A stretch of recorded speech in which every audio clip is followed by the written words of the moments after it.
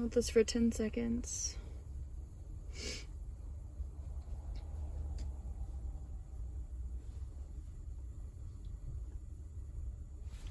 Okay, so you can see the radio area.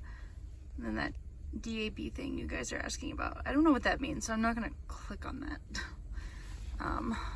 But the radio area does change, so Southeast Asia, I think is what that says. Japan, Europe, I don't know what that is.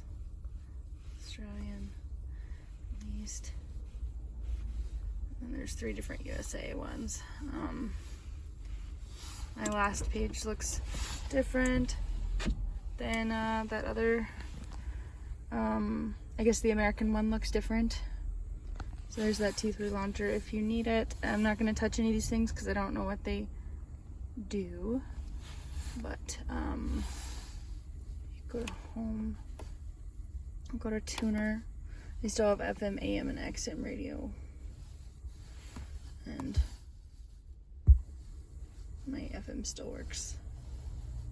So I didn't mess with anything. I didn't mess with anything too much by playing with that stuff, so.